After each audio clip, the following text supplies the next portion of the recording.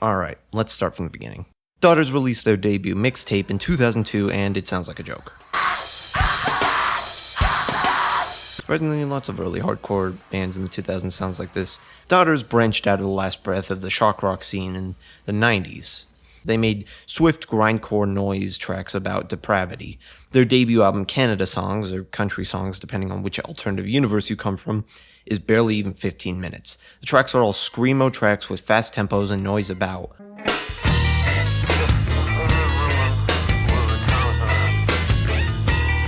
Nothing. It's quite awful compared to their hilarious mixtape. Honestly, Ghost with the Most is the best track. However, it was their short LP Hell songs that really gave them an edge, dropping the hardcore babbles in favor of frantic and confused yowling about the same kind of panic, depravity, stress, and sexual frustration.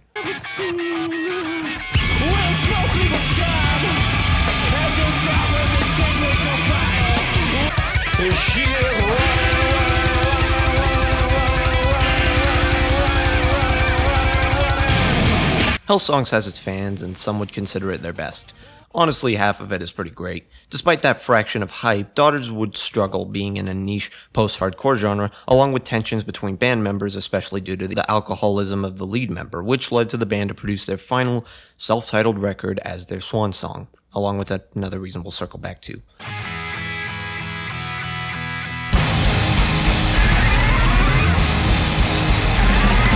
2010's Daughters is still one of the most interesting and bizarre noise rock albums out there. It combines the math grind of their early material with this brutal fuzz noise rock, along with strange nightmarish lyrics of lust, cannibalism, hauntings, and vengeance swell into this sociopathic squealing. The fast tempos, pattering drums, and manic screaming all together create this poltergeist haunting of an album. It was recognized at the time as a pretty great album, but even after all these years, there isn't really anything to match it. It was so chaotic it's strange, it still sits in its own league.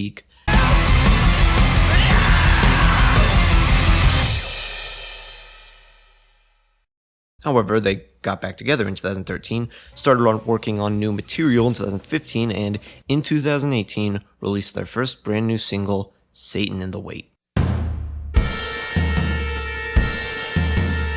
That intriguing and strange single led to the blowout You Won't Get What You Want in 2018. While there was a decent amount of hype for it, I will have to bring one main critic that brought light to it, Fantano. We'll get back to him. He gave it a 10, which for context he only gave 4 other albums this score, which gave it some prosperity. What? I don't see you giving it some prosperity. In 2020, the band released a single for their compilation album of Cramps covers, which ended up being about perving over girls, and which notably was a parody of Elvis.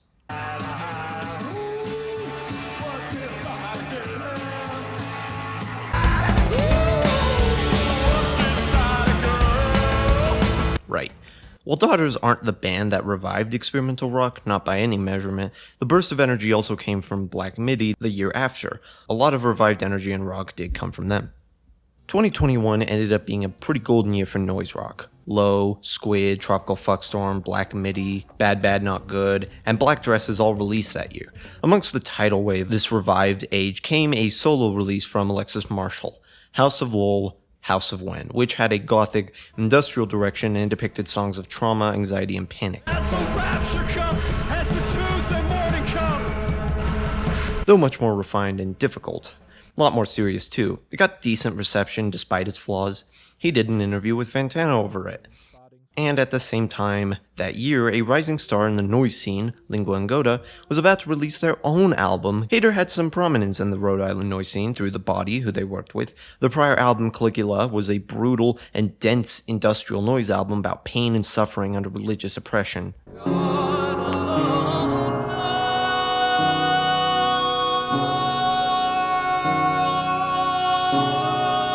Filled with long opera singing mixed in with dense screams and extreme fuzz. Sinner Get Ready was far more held back, and while still avant-garde, it was far less intense with more focus on sparse compositions and vocal power.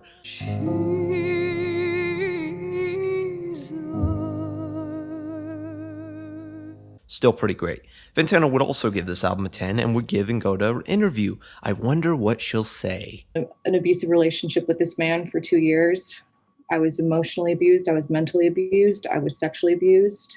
am just trying to heal. And it's important to me that the truth is out there and that my truth is out there, because unfortunately this behavior predates me by quite a bit. The reaction to this info was different. I touched a little on the backlash Kesha got for coming out against Luke, and it was definitely more in scale, but less in isolation. I didn't touch on it much because a lot of the suits involving Kesha and Luke were mostly semantics from judges over her inconsistencies, which they strangely didn't seem to have for Luke. I wonder why.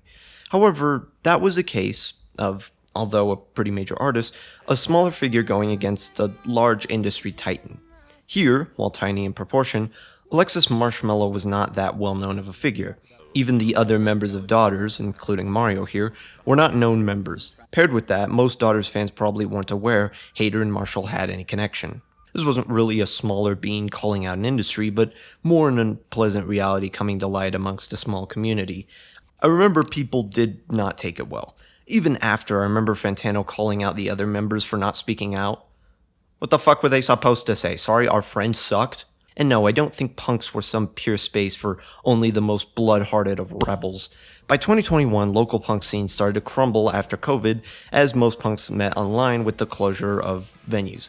Punk mosh pits formed by hardcore used to be violent and unhinged, but as the years went on, they became less so. Punks used to be rebellious only in spirit, which allowed Nazis to settle in spaces through the 80s. Women were pushed out of these spaces despite many women being punks, which resulted in Riot Girl. There was a bunch of racism both inside from punks and outside from critics. Bad brains. Punk was always seen as a more liberal genre, and while it started to become more true in the 2010s, it was still as susceptible to influences from the broader culture as any subculture. Punk was not unique, and neither was post-hardcore. This hit harder because it wasn't a small figure versus an industry. It was an ugly confrontation to a community that thought they could support someone.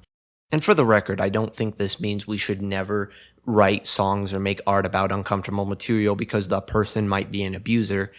Chris Brown doesn't write about shit, and he's, Chris Brown. What really soured it, though, were three factors going against the band. Mainly that Marshall responded saying he would investigate legal options, which was proof for me that he was guilty because that's the Logan Paul strategy, you fucking idiot. And right as Hader was about to release more details about that relationship, the band went on hiatus and Marshall disappeared. The other members moved on to other projects. The other two reasons were less obvious. Reading into this, which is hard because you'd be surprised how obscure this band is, there are few notes that, due to Marshall's manic behavior and his alcoholism, that shows what the band allegedly had some crowd fondling. I can prove the alcoholism by the literal first fucking video I clicked on, and I can't prove the second one because, and this is what I'm circling back to, a bunch of bands from the late 2000s did this. Panic at the Disco, Falling in Reverse, and especially Lost Prophets have all come under fire for this. I'm not saying any of those bands did anything. I didn't look into it that deeply. All I know is that Lost Prophets did do something. He went to prison. I was looking into this video, doing the laziest amount of research because I hate research, and this band is a bunch of fucking weirdos.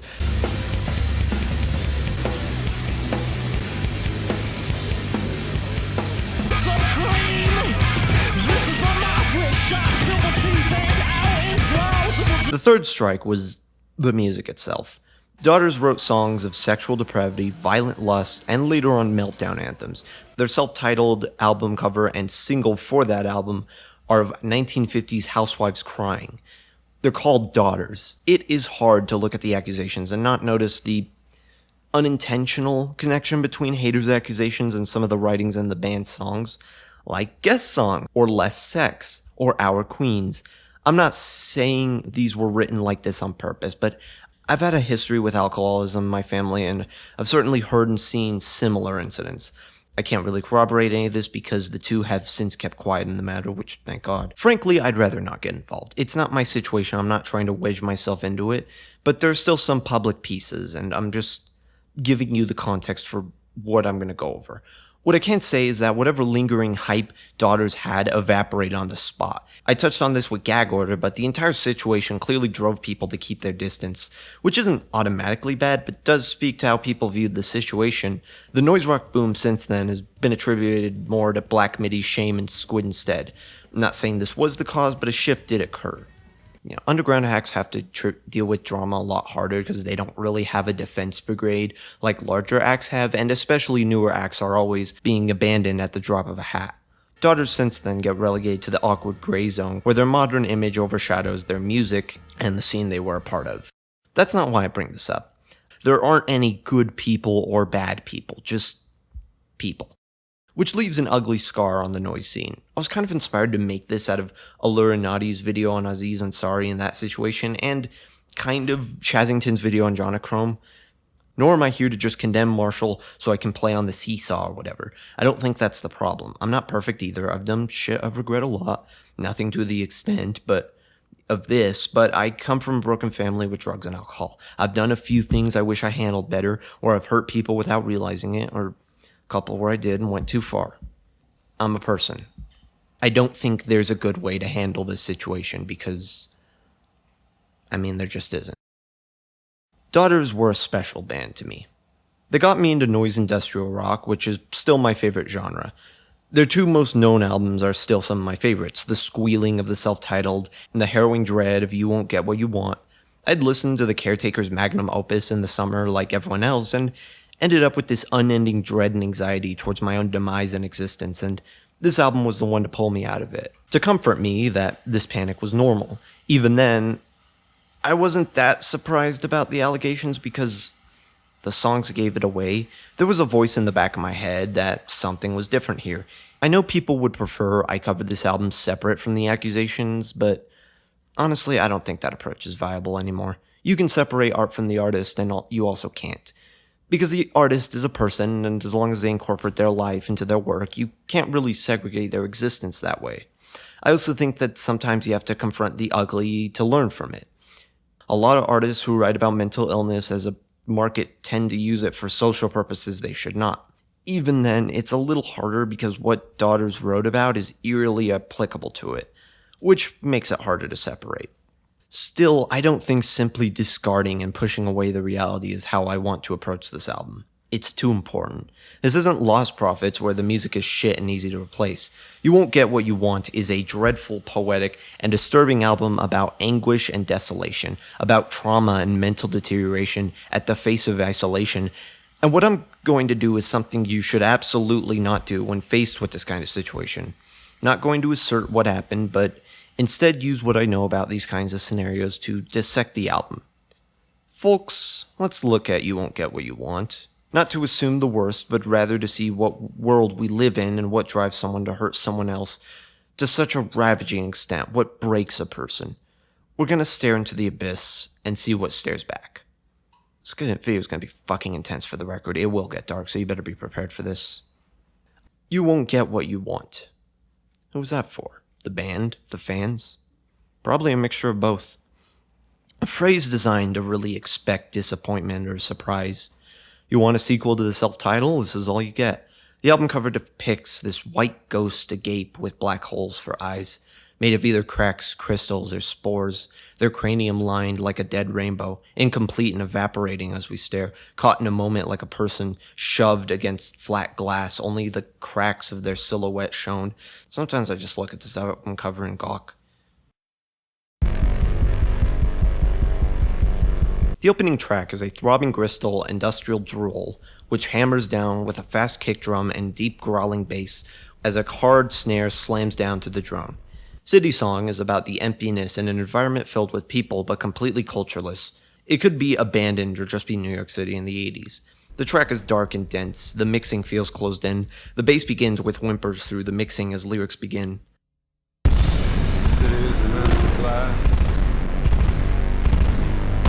Repeated as the husk of this dense environment looms over the panic and despair in the narrator. The first sign of their turmoil as they wander around stagnant puddles, broken glass, dead shops, a desolate culture, and sleepless environment filled with brutal noises which clip over this droning no wave. That the city is built to be see-through and hides nothing, and only exists to fulfill such a basic utilitarian purpose.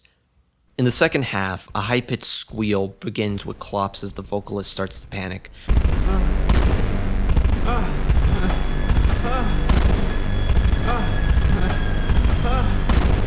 The panic, it grows in them more and more as the emptiness becomes This just crawls off over their spine. One thing about the lyrics is how Poe-like they feel. Edgar Allan Poe wrote from this loathing darkness that pretty much invented Gothic poetry, this self-loathing and hatred for a cruel world, and this album utilizes it with disconnected words of an empty world. The breakdown begins with blaring, distorted guitar wails as the lyrics repeat deadpan while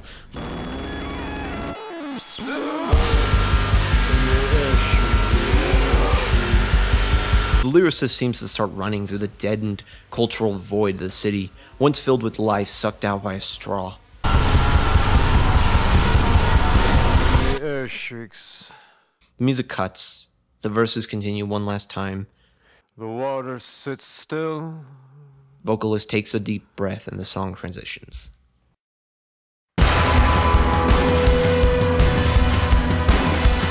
Long roads, no turns. The guitars sound like broken pianos, the bass is fast and bouncy, and the drumming is industrial reverb. The verses touch on the emptiness of life and the never-ending push forward that life is. Everybody cries apart and falls so far. A little is all it takes. A little is all it takes. They find themselves out of words as people struggle to find any place in it, bumping into each other through copying and countering each other. I don't know what to say when people come apart. These are just the words of somebody else's song. The chorus sings joy in watching people trapped and helpless like babies to the world they were born in. It's both deeply sarcastic, misanthropic, and especially broken. The singer seems unhinged in their preaching that the road ahead is dreadful. They're starting to crack and only view the journey in life as one unending struggle to fail. No one's gonna do that for you. No one will do that for you. No one will do that for you. The ending falls into loud, distorted riffs which sound like death rattles his bells. It's funny how it works. Someone's always got it worse. The pain and suffering comes back as the narrator laments over the pointlessness of it, because someone always does have it worse, and the divide between being empathetic to others while also dismissing your own suffering, or ignoring others to deal with yourself, and both end up on the same path of suffering. Both feel pointless and hellish as they occur again and again. The vocals start out clear and get raspier, angrier, and meaner. The repetition only leads the singer into seething the truth as they find themselves stuck. The song ends with these high-pitched wails ringing over a feedback drone before it moves on to Satan in the Wait.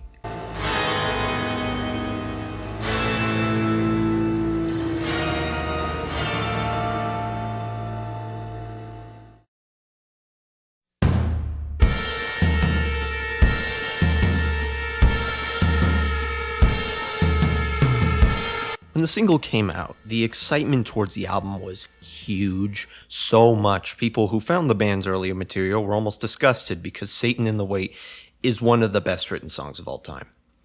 I say that way too much on this fucking channel.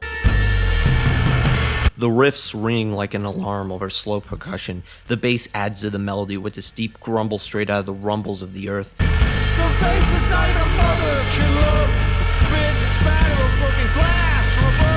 The singer describes the reincarnation of Satan to the world. The echoing harmonies of the verses, this evil thinks of the impending apocalypse, unbound by the world, unbound by human limitations. Could live without air for several days, he says. He knows who he is and is just waiting for the right moment. Every night before he dreams big and comes complete. Perhaps that moment is now. The plucks in the string ring over their bodies are open. The singer calls out at the warning. This world is opening up. As the person moves through the world and enacts their plan, bringing hell up in a cacophony of misery and eldritch horror. Their bodies are open. The song oozes in cosmic dread. The orchestra of distorted strings sound like pianos and violin strings, like out of a horror movie. Weirdly, the second verse is more about cheering on the degeneracy that lives above us, of the rapture to come that'll bring everything down. Here's the celebrity of fulfillment. Here's the top of the world. Here's the tired leading wall. Here's the tragedy to ensue. As if it's too late, and they find themselves only empathetic to an extent. The song's poetry is brilliant as this hideous Luciferian reincarnation comes off incomprehensible, cackling at their own existence as they enact their plan, killing those who get in the way to torment the living, and moving on to enact and spread sin. If anything, it's the main character in the second verse, this apostle of Lucifer. One can only guess because it's a song and thus not real. There's also a chance that the narrator is both talking about this proxy and they're speaking about themselves, that they harbor this evil waiting to hatch, either self-loathing or deep worry that they'll crack and hurt somebody. The breakdown of the album, the second opener as I like to call it, which brings us into the album proper, has the singer repeating, Today's gonna feel like tomorrow someday. Tomorrow's gonna feel like yesterday. mutiny in thinking about the part where time melts into mulch, at the horror to come, at the looming hell that slowly draws near and distorts time itself into a nauseous bubble. They repeat, the world is opening up, as the horror becomes more clear before they start to scream the lines.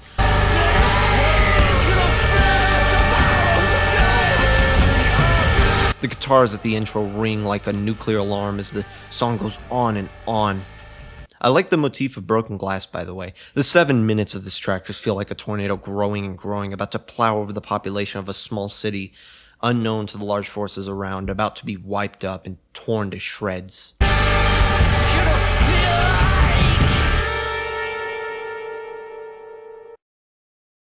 The Flammable Man feels like an abrupt discovery. I don't lie, I don't lie, I don't lie, I don't lie, I don't lie. The guitars are fast-paced and distortion here is painful to the ears. The narrator falls into instability completely as the shrills grind up and down. I don't live in the ocean anymore, but I fear that the tide will turn. The narrator isolates themselves out of dread towards something approaching. The song wraps into this dense and miserable electronic feedback and noise which patters and swings back and forth after the verses. Before the kick drum repeats before the narrator asks, There's something about it here. they ask it as they can't tell the difference between their growing superstitions towards the impending doom or their own internal collapse. The Flammable Man is the moment, the glue of this facade of doom, the speaker for the apocalypse strains. Out of fear of unpredictability, they remove themselves from sleep, from their transport, from the world itself to avoid the straining apocalypse. The panic feels like collapse, and it only gets worse as even their faith dies. It's all subtext, but I wonder if the ocean was some kind of light in their life. Though the anxiety of something going wrong caused them to become distant, landlocking themselves in the city or in a suburb where life is predictable, causing them to burn alive without anything to put them out. The noise sounds like a record melting. It sounds like immolation where something supersonic enters the atmosphere and ripped apart by Earth's magnetic tendrils.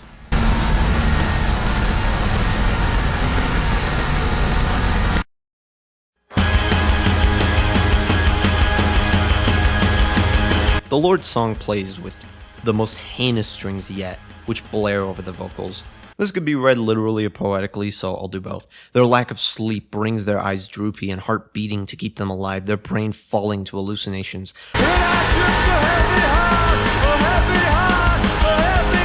The chorus sings to the desperation to hear the voice of God, to hear faith against the doom outside. The narrator finds himself hyper-focused on this dread, aware of their poutiness and the panic, praying for the cure.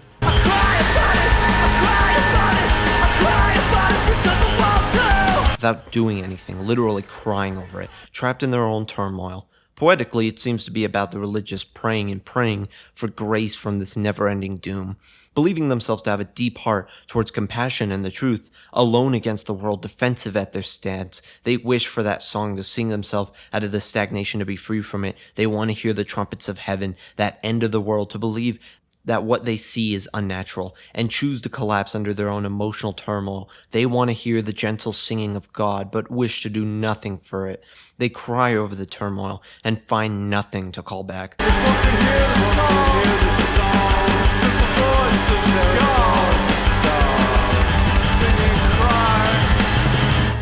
Including the same paranoia and panic attack the song is locked in. It's loud, fast.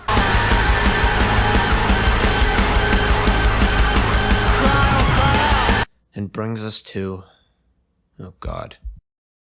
This song is going to be hard to write about. Less Sex is about addiction.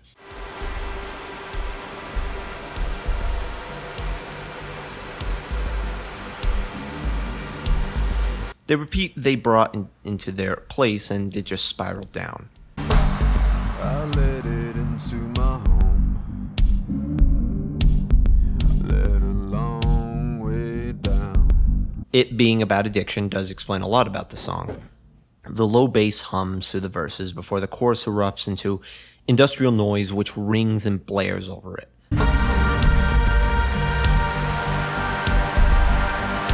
The bass still persists like a heartbeat, pulsating like a migraine. I'm going to be honest, I kinda suspected this song was about rape. The person lets something into their home, lets their guard down, puts trust into this person and disassociates from the trauma, dehumanizes this person for what it did as the abuse takes hold and they blame themselves for it, completely erased from the situation that happened. I'm not going to imply that was intentional. It's how I read the song initially. It's why I had so much trouble reading into the song and the album as a whole in recent years, because certain points feel a lot more suggestive since the song is titled Less Sex. Even though it could be about masturbation or addiction, depriving the individual of deep compassion, it feels too nasty and repulsive to be that. Especially with the way the constant repetition, the deep growls and bass gets buried under the instrumental. If any song matches the album cover, it's this one. One of complete defeat to losing control over everything around you. I let it into my head. The ending samples echo and reverb the song. I gave it complete control. As the song comes to a close and ends in a deep growl. Daughter, I covered in my Disturbing Songs video I made last Halloween. I'll cover it here in more detail since I like the subject a lot. The song begins with a high-pitched drone over echoing distorted riffs with strong bass rumbles and electronic noise. The singer sings of a war. A rope hangs waiting for a victim. Bones rattle against the forces of the world. Hearing all set of bones when they shake. You can feel the earth moan. There's a short rope swinging without a head in its jaws. It's waiting. Vocals repeat over the passage of time and the passing of those who fall to it. The loss of life left behind as trauma, logging people into cycles of pain and grief. Noise envelops the track through the chorus. In the second half, the subject focuses on someone else, over the people who are lost to the war and sent out into the forces beyond to die. That love is stupid and there are no good people. This is starting to sound like me. The singer screams over the waste of love and how the war beats everyone down to sarcasm and carelessness. They reel back and say, oh, we never should have let them go. And say, no, there are no saints anymore. Even as the world fails to run, the siren goes off for nuclear drawers, and the question if this is truly the end, if this is all it is. In the end, people just die here and there. Knowing they'll die here or there. This mixture of dismissiveness to the plight of death amongst those we lose, yet this genuine dread and despair over the constant loss and how careless we become as it just gets worse and worse. I made the case this song was about that dread under warfare, and while there is proof in the text for that, I think this is about suicide, as in, I think this track is about how much suicide breaks and destroys people, and allures those at every moment and just crushes them. Yet as life goes on, those memories of those we lost gets blurry. They become past anecdotes we reflect on and don't think about, even as we consider how powerful death is. Its force is so beyond us that in great numbers, in a far distance, it becomes nothing. Suicide always looms as an option to cut out pain and misery, to cut out yourself as a burden to others, to get over it with, since it will always be there. The daughter is a woman unaffected by the storm and carries on as death shapes everything around her. The noises, the architecture. It is overwhelmingly miserable. Far more than the other tracks for once. As for once, the narrator falls into their feet. They watch on as this person considers death over and over, slowly letting it consume them. But they still choose to carry on. The Reason They Hate Me is one of the best songs ever written. I I could say that for any one of these. Hell, I think I will say it for all of them. I do love the writing on this album. But this one for a specific reason. The guitar shrills are pushed up front as the song falls into a pretty typical format. First chorus, you get it. The lyrics write of the narrator talking about some asshole, possibly Marshall himself, being a total hack, talking up themselves and telling the workers how to do their job.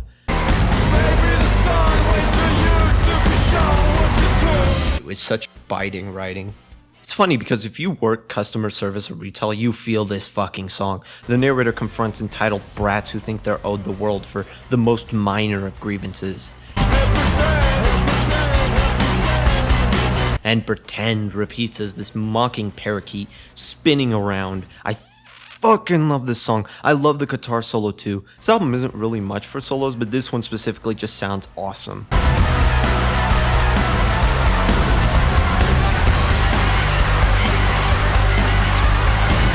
The ending repeats, "Don't tell me how to do my job." It's funny because even in spite of certain things, I still fucking love this song.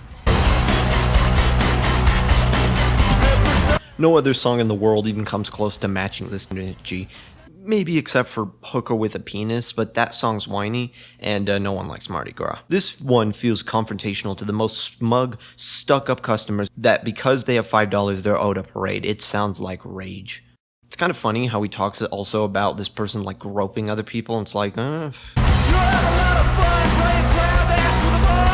wonder who this song's about. I wouldn't be surprised if this was written to each other, or even if it was written about Marshall himself. I'm not trying to say something happened, but also like, come on, who else is this about? This is fucking Stu Cook writing about John Fogerty. It's fucking awesome. Hope you enjoyed that break because we are now ending things off. Ocean Song, bringing back the ocean motif from Flammable Man, sees the protagonist Paul returning home from work. They get out of their vehicle and find themselves wrapped in this strange dread emerging and worsening in their psyche.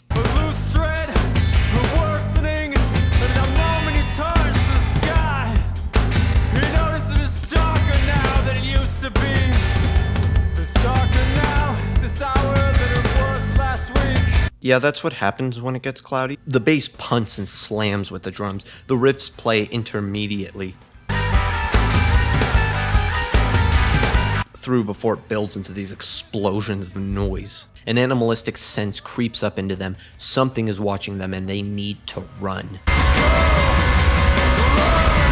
Do you ever read into those stories of people suddenly getting the feeling they're being watched? Or even that they're out in the open and suddenly get the urge to get out of there, to just get away, and they just break into a sprint and are never seen again. Or sundown syndrome, if you want to look into that. Paul tries to wipe off the stress and does basic yard work to shake off the dread. They take deep notes of the garden and take mental notes of what he has to do to distract himself.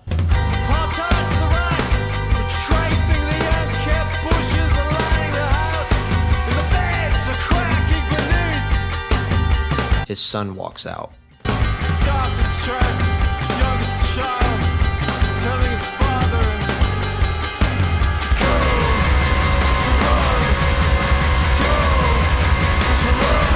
The alarm rings as he runs and runs and runs. The song goes quiet into a worryful chime. The prose describes him falling apart as he runs to the ocean, like a cancer cell escaping radiation as he crumbles and falls apart.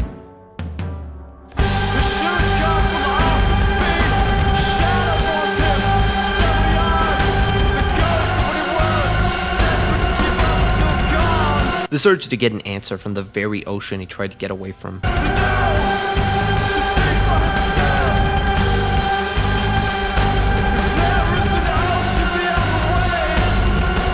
The ending of the song grows more and more as he runs. The wailing guitars play like an orchestra. The vocals rise up that little bit each time before it erupts into the breakdown as the scratchy guitar riff plays out as he runs closer and closer towards the turning tides. Though through it all, the narrator's growing panic and isolation from the world breaks them as they run back to the comfort they once had, towards the crumbling world and the horror before them, losing any sense of autonomy and self-preservation as they run and run. The alarm rings loud and howls like a haunting. It sounds like a foreboding orchestra or a church choir singing of the end times. It ends with electric noise scratching and electrocuting the ears as the song essentially rips itself apart. If this was the close of the album, this would honestly be a perfect closer. I once had a nightmare.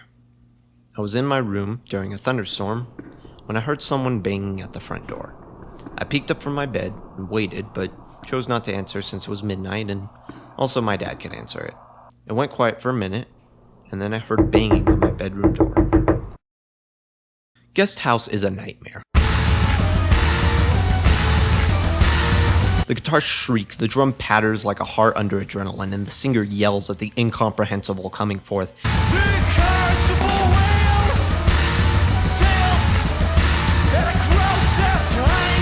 They scream at the door, pounding and knocking, begging to be let in at the horror approaching them. The entire house is boarded up and shut off as the narrator panics as it gets closer and closer.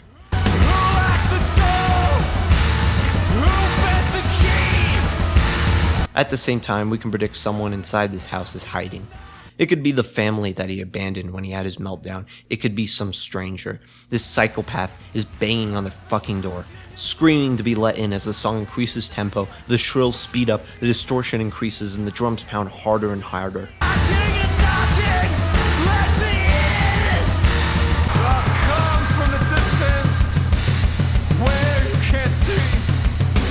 Sounds so fucking suspicious. I didn't even consider this when I wrote the script. This also might not be Paul. I mean, something could have gotten him. The entire building is boarded up while this thing approaches slowly, and they get more and more desperate, more and more frantic. They even let out a horrible scream in the final verse as the breakdown approaches. The slow, foreboding guitars play with higher tones and the harrowing orchestra. We're either looking at this from the narrator returning to their condemned house without realizing how much time they had lost to their own psyche, or we can see this as someone locking them out as a stranger tries to break themselves in, or this thing tries to get in before whatever it is they were trying to get away from caught up. Or maybe they let it in.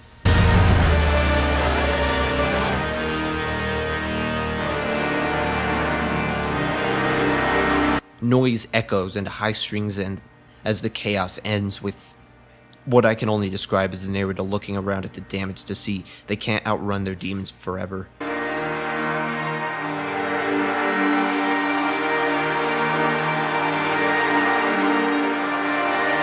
The carnage after a tornado brings a town to ruin.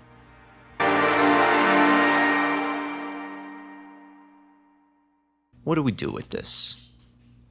Even if the accusations weren't on my mind, this would still be hard to write out. I intended this video to be written in 2020. You Won't Get What You Want has this deep Poe writing style of gothic dread and misery. This world where doom wins and the most deplorable nightmares occur, the empty failure of a cluttered dead city, the dread of living on through misery despite how pointless and repetitive it feels, the dark laughter trying to laugh at death as it stares back null. The looming terror of evil beneath our noses, the attempt to get away through superstition only creating your own demise, locking yourself to faith and isolating yourself from the world, even as it turns you into a sulking mess, finding pleasure in ways to fulfill the void which pushes others away further, ritualizing and normalizing the feet of death at every corner. Lashing out at people who try to put you down, before finally crumbling under the weight to see what was hiding beneath the veil, before running back as the answer starts to chase you down. You got the answer, and you didn't get what you wanted. I wonder if that title is meant to be one of peace, that after finally conquering the impossible of making this album, the result wasn't even worth it. It is a complicated album of dread and nothing else sounds like it. The tragedy of the matter is that we had to give up an album that sounds like no other to the extremity it does. It's not the most pleasant reality to confront that such a masterpiece of art was really kind of a diary. I think to a point, there are things to take away from this. The truth is that no person on this planet, artist or otherwise, is perfect. It's important not to idolize people we don't know. At the same time, we can't just throw away a person when they stop being the glowing portrait we give them. I was talking to my nephew years ago about why he liked a certain artist despite, them being kind of shitty, and his response was, well, I don't listen to the music because because of their person. I like the music. And I think about that a lot. I don't think anyone who liked this album were pro abuse or whatever. I don't think they were supporting it because they wanted to hurt someone.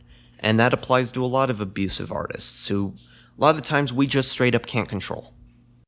The album explores a lot of complex and destructive qualities that I do think reflect real negative qualities of broken people.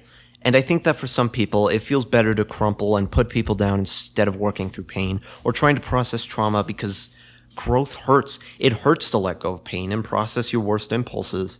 We see the narrator trap themselves in their own dread and soil over and over again, isolating themselves away from the emptiness and despair of the world through vicarious nihilism and hostility, only to end up hurting more than they intend, only to end up destroyed.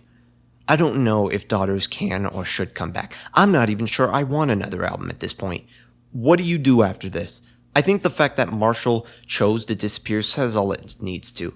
I don't even know if it was the right choice. I don't know the situation. I can't know it. But that you have to take your demons and accept that they will always be behind you, whether you move on or not. You can't really move on from your mistakes. Illuminati's video isn't just about the culture that led men to normalize abuse, but one which dissociates them from each other, from the people who need them, which floods them with the idea that the only compassion they will ever have is animalistic and lustful, that violence is love and it is all that they are deserving of. You won't get what you want confronts that by showing us someone crumbling, not out of some wartime passion to protect sovereignty, but out of a world failing to show them humanity, taking away their existence and leaving them only with a face staring at them in broken glass, a husk they stare at in the mirror. The world outside is unsafe and they attempt to shelter from it, only to end up running back into it for sustenance, because there is almost no one else in this album. The world is entirely empty and they only speak to themselves in the apocalypse. There are a few things we can still take from the album, and Daughters as a whole. It feels better to know that people suffer with you, that there is a lot of pressure in life to suppress the horrors around, to deal with death, to watch people rot, and to know you're always on the outside looking in, and you should persevere because you don't know what it's like to hurt that way. And even still, through that pain, there is still trauma from being broken and unable to process it as the world continues to step on you and push you down for each slip. You can still end up in a death spiral that traps you under your worst impulses. You will always be laughed at and dismissed and ignored. Even till the end, you're the only one who will be there for you. And sometimes there's solace in knowing that someone else is going through the same hell. At least a little bit. That was depressing. I had a bit more to say, but I think I'm going to hold back. I've gotten enough out. I think I've made my point. What's my next video? Tropical Fuckstorm. Fuck that. No, not right now. Next video is on Tidal. Something lighter. God damn, this is a dark year.